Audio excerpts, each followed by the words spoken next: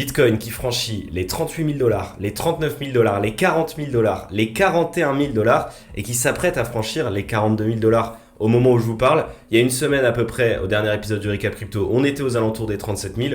Aujourd'hui, on est quasiment 5 000 $ plus haut sur le Bitcoin. C'est définitivement l'actif qui performe le mieux, toute classe d'actifs confondus en cette fin d'année 2023. Et ça fait plaisir, il faut quand même le dire. Bon, vous l'avez compris, on se retrouve pour un nouvel épisode du Récap Crypto. Et cette semaine, il n'y a pas eu d'actualité majeure, en tout cas pas eu d'actualité plus importante que les autres. Il y en a eu quelques-unes intéressantes, vous allez vous en rendre compte. La plus importante étant bien entendu ce qui se passe actuellement sur le marché avec un Bitcoin et des altcoins qui commencent à performer de manière assez intéressante. Mais je suis pas Vincent Gann et c'est lui qui s'occupera demain de vous raconter ce qui se passe sur les marchés. Moi, je vais vous proposer de faire un tour des 4-5 plus grosses actualités de cette semaine. C'est parti.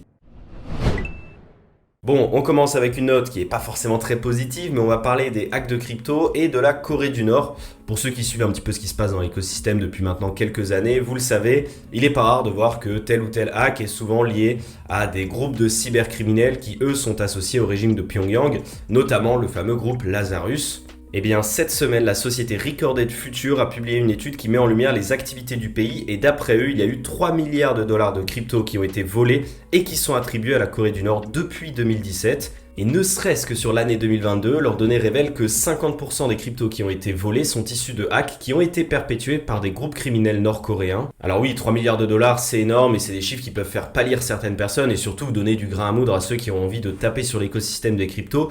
Mais il faut un petit peu remettre ces données en perspective. D'abord, par rapport à la capitalisation totale du marché, ça ne représente que 0,2%. Ça reste évidemment énorme, mais c'est important de le mentionner. Ensuite, il faut savoir que c'est un procédé bien connu de la Corée du Nord.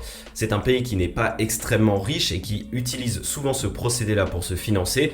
Ils vont trouver des industries qui sont jeunes, et l'écosystème des cryptos en fait partie, et ils vont profiter encore de la porosité de cette industrie pour générer des bénéfices sur des hacks. C'est ce qui s'était passé à l'époque avec Internet et ça se passe encore aujourd'hui avec l'écosystème des cryptos. On enchaîne en parlant d'une actualité dont j'aurais peut-être dû vous parler en premier lieu. Ça aurait été parfaitement en accord avec la hausse du cours du Bitcoin puisque si votre portefeuille à vous est certainement heureux de cette hausse, c'est d'autant plus le cas pour celui de MicroStrategy et de Michael Saylor puisque comme vous le savez c'est l'entreprise qui détient à l'heure actuelle le plus de Bitcoin dans sa trésorerie et ils continuent de renforcer leur position.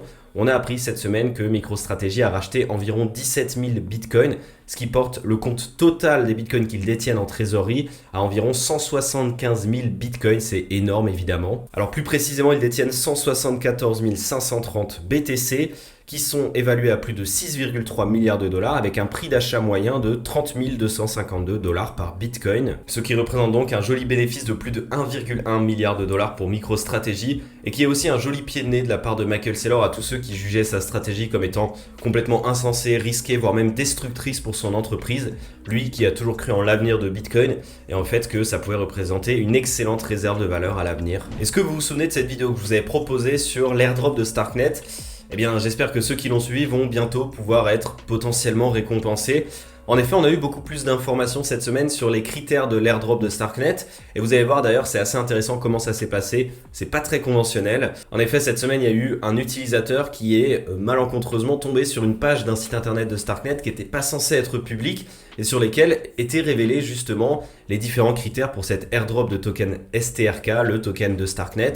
Alors évidemment, cette page a été supprimée très rapidement, ça a fait beaucoup de bruit sur les réseaux sociaux et Starknet a été obligé de confirmer que en effet, c'était bel et bien une page dédiée à l'airdrop, que oui, ça n'était pas un fake et que c'était la bonne page. Néanmoins, ils ont été obligés d'apporter des précisions. Alors, ils ont expliqué que ça n'était absolument pas censé être public à ce moment-là, mais que il y avait une erreur quelque part et qu'ils étaient désormais obligés de se justifier. En tout cas, ce qu'ils expliquent, c'est qu'il n'y a rien de bien nouveau. On le sait depuis juillet 2023. Ils ont annoncé leur volonté de lancer un token, le token STRK, qui était censé être utilisé pour la gouvernance, potentiellement pour payer les frais de transaction sur le réseau, et aussi pour récompenser les utilisateurs qu'on appelle early, donc ceux qui ont contribué très tôt au fonctionnement de ce protocole et de cette layer 2 donc d'Ethereum. Alors maintenant parlons des critères d'éligibilité puisque j'imagine c'est ce qui vous intéresse et c'est tout à fait normal. Ils vont s'afficher à l'écran et je vais les commenter avec vous. D'abord, il y a un airdrop qui est prévu pour les développeurs de Starknet. Ça, c'est évidemment tout à fait normal. Pour les développeurs GitHub également. Ensuite, et ça peut peut-être vous intéresser un petit peu plus, il y a un airdrop qui est prévu pour les early adopteurs d'Ethereum. Qu'est-ce que ça signifie ? Eh bien, il faut avoir une adresse Ethereum qui a interagi au moins 4 fois avec un smart contract qui lui génère plus de 100 ETH de frais. Alors qu'est-ce que ça signifie? Eh bien que c'est pas un smart contract que vous avez vous-même créé, c'est un smart contract qui a été testé, éprouvé, qui a été utilisé à de nombreuses reprises par d'autres utilisateurs. Ça peut être par exemple un smart contract de chez Uniswap, je vous donne un exemple, ou de chez AAVE, peu importe, c'est un smart contract qui a beaucoup servi. Il est également prévu donc un airdrop pour les stakers d'Ethereum, donc tous ceux qui ont participé au staking d'Ethereum 2.0 avant de merge. Et enfin, on a un airdrop qui est prévu pour les utilisateurs de StarkEx. StarkEx qui est l'un des produits qui est développé par Starkware, la société qui elle-même développe Starknet. Et donc, pour être éligible, il faut avoir interagi avec une application qui utilise StarkEx avant le 1er juin 2022. Alors ces applications, vous en connaissez certainement. Il y a DYDX, il y a Immutable, il y a Sorar, il y a Rhino Finance par exemple. Il y en a beaucoup d'autres. Je vous invite à aller regarder sur le site internet. Peut-être que vous faites partie donc des utilisateurs qui ont interagi avec certaines de ces applications. Et vous allez me dire, il manque quand même un critère. Quid des utilisateurs de Starknet, de ceux qui ont interagi avec le réseau, ceux qui ont suivi par exemple la vidéo que j'ai proposée sur Cryptost? Eh bien, pour le moment, malheureusement, on n'a pas beaucoup plus d'informations puisque la ligne correspondante dans le screenshot qui a été publié sur les réseaux sociaux, il y a écrit les détails restent à confirmer ou quelque chose comme ça. Donc, on est bien avancé d'un côté, mais malheureusement, sur celui-là, on n'a pas beaucoup plus avancé. Si ce n'est que, on sait que voilà, cet airdrop s'approche de plus en plus et qu'il pourrait potentiellement arriver au premier trimestre de l'année 2024. Avant de passer à la dernière actu de ce récap crypto, je voulais vous rappeler quelque chose. Sachez que on approche de Noël, on est désormais en décembre et comme tous les ans, pour ceux qui nous suivent, Cryptost organise le calendrier de l'Avent de Cryptost. Vous avez un site internet sur lequel vous pouvez ouvrir vos cases tous les jours, ça vous mène vers un nouveau giveaway et il y a énormément de cadeaux à gagner quotidiennement et notamment des cadeaux aussi avec nos partenaires dans le cadre de ce calendrier de l'Avent. Alors parmi les différents lots à gagner, vous avez du Bitcoin et des crypto-monnaies, vous avez des portefeuilles physiques pour crypto, vous avez de l'or, de l'argent, des formations Web3, notamment une d'une valeur de 4000 €, vous avez des NFT, vous avez du merch, vous avez des tas de lots liés à Cryptos, donc des abonnements Cryptos Research, des livres, des journaux, bref voilà, tout un tas de cadeaux à gagner au long de ce mois de décembre que vous pouvez même offrir au pied du sapin à votre famille. De toute manière, au repas Noël, vous n'allez pas être embêté avec les questions autour de Bitcoin, avec un prix à 42 000 $, on va pas vous embêter à savoir si vous avez perdu tout votre argent, au contraire, donc ça peut être l'occasion de leur offrir un cadeau autour des cryptos. Donc si ça vous intéresse, vous avez le lien dans la description pour le calendrier de l'Avent de Cryptost. Bref, et donc notre dernière actualité elle va porter sur les NFT et ceux qui ont déjà investi dans les NFT le savent, les écosystèmes sont un petit peu fermés, c'est d'ailleurs pour ça qu'on avait eu des espèces de batailles en 2022 entre Ethereum d'un côté et Solana qui avait pris de plus en plus d'ampleur.